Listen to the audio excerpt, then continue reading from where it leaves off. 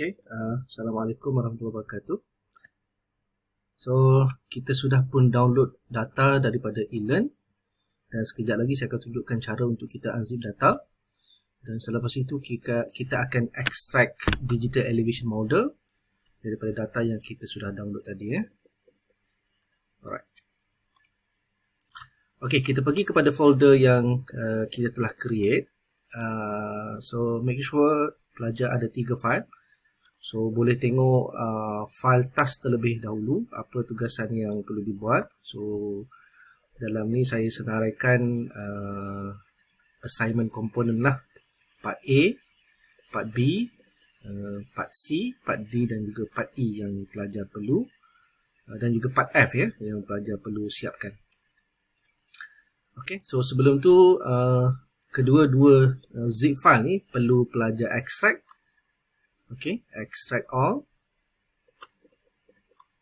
dan boleh tutup, sama juga dengan morphometric, extract all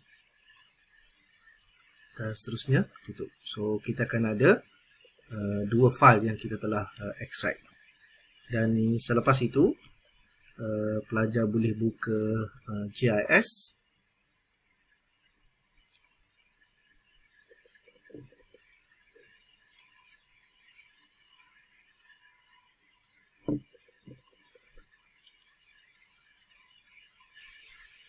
Okay, next adalah pelajar perlu upload data, tetapi set dulu kepada folder connect to folder kepada desktop. Mungkin pelajar boleh cari di mana desktop. Okay, dan cari folder nama masing-masing lah, Bayesian Morphometry, dan klik OK. So dalam ni kita ada dua file yang kita dah unzip sebentar tadi. So pergi kepada Bayesian Morphometry, first kali cari DEM, add data, and then next back one level dan masukkan semua catchment sungai utama di Terengganu lah, Sungai Berang. Okay, back one level dan pergi ke Sungai Nerus, dan tambah satu lagi, Sungai Telemong.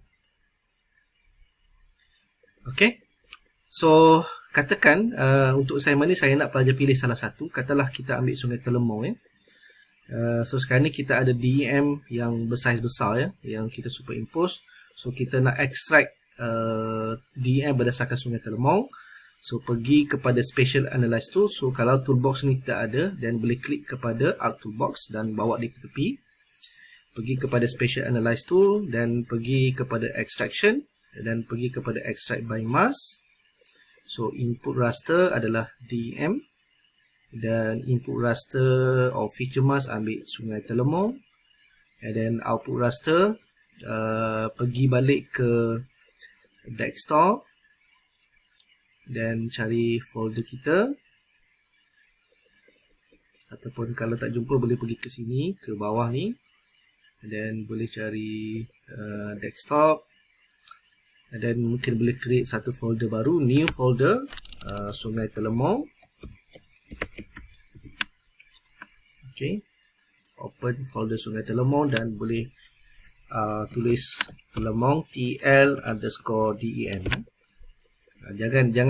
Jangan spacekan dia, sama ada kita rapat ataupun kita buat underscore, dan nama tak boleh terlalu panjang, dan klik save dan klik OK.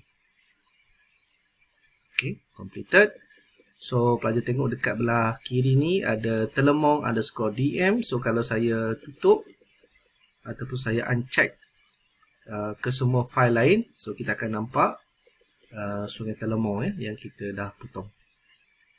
Okay, itu untuk task nombor 2.